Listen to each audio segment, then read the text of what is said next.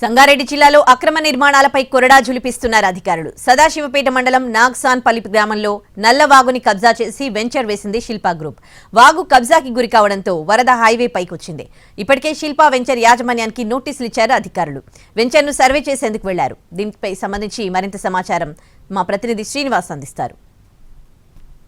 సంగారెడ్డి జిల్లాలో అక్రమ నిర్మాణాలపై అధికారులు ఉక్కుపాదం మోపుతున్నారు. హైడ్రా ఎప్పుడైతే ఏర్పడిందో, కాంగ్రెస్ ప్రభుత్వం వచ్చినప్పుడు కొత్తగా ఏర్పడినటువంటి హైడ్రా ఏదైతే ఉందో, హైడ్రా వచ్చిన తర్వాత మాత్రం ఒక్కసారిగా కూడా అక్రమ నిర్మాణాలపై మాత్రం ఫిర్యాదులు వెల్లువెత్తుతున్నాయి. దీంతో నిన్ననే సంగారెడ్డిలో మల్కాపూర్ కుతుబ్షాహీపేట గ్రామంలో ఉన్నటువంటి మల్కాపూర్ చెరువులో అక్రమంగా నిర్మించినటువంటి భవనం ఏదైతే ఉందో ఆ భవనాన్ని నిన్న అధికారులు కూల్చేశారు. ఆ ఘటన మరొక ముందే తాజాగా సంగారెడ్డి జిల్లా పెద్దాపూర్ పరిధిలోని నాగ్సాన్పల్లి పరిధిలో ఉన్నటువంటి శిల్పా వెంచర్ ఏదైతే ఉందో ఆ శిల్పా వెంచర్లో అక్రమ నిర్మాణాలను, అంటే ఇక్కడ ఉన్నటువంటి నల్లవాగు ఏదైతే ఉందో ఆ నల్లవాగును కబ్జా చేసి దానిపైన గోడలు నిర్మించారని చెప్పి ఆరోపణలు వచ్చాయి. దీంతో అధికారులు దీనిపైన విచారణ చేసి నిజంగానే నల్లవాగు కబ్జాకు గురైందని చెప్పి అధికారులు గుర్తించడం జరిగింది. దీంతో ఇక్కడ ఉన్నటువంటి శిల్పా వెంచర్ యాజమాన్యానికి నోటీసులు కూడా ఇవ్వడం జరిగింది. ఆ నోటీసులపై శిల్పా వెంచర్ యాజమాన్యం కూడా ఇప్పటికీ స్పందించలేదు. దీంతో అధికారులు మాత్రం కూల్చివేతలకు రెడీ చేస్తున్నారు. నేడు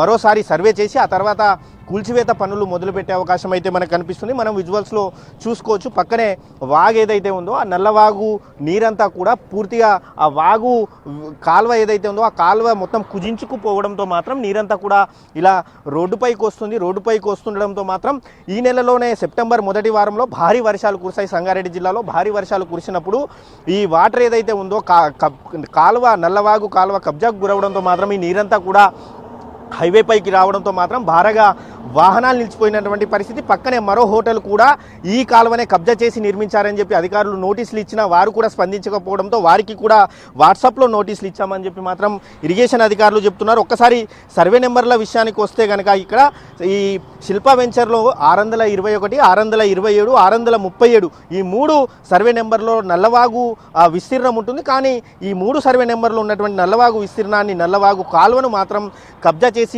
నిర్మాణాలు చేపట్టడంతో మాత్రం ఇక్కడ వర్షం వచ్చినప్పుడు మాత్రం నీరు ఆ హైవే పైకి రావడంతో మాత్రం వాహనదారులు తీవ్ర ఇబ్బందులు పడుతున్నారు.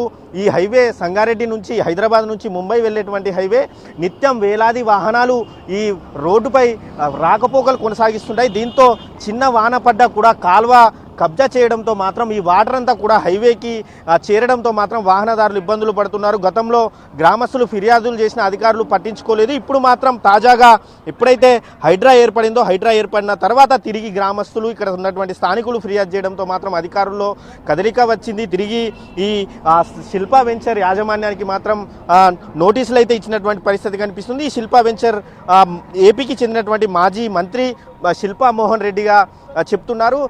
మరి కాసేపట్లోనే ఇక్కడ అధికారులు, సర్వే అధికారులు, ఇటు స్థానిక రెవెన్యూ అధికారులు, ఇరిగేషన్ అధికారులు ఇక్కడికి చేరుకోబోతున్నారు. భారీ పోలీసులు కూడా ఇప్పటికే చేరుకోవడం జరిగింది. కెమెరామ్యాన్ రమేష్తో శ్రీనివాస్, ఎన్టీవీ, సంగారెడ్డి జిల్లా నుంచి.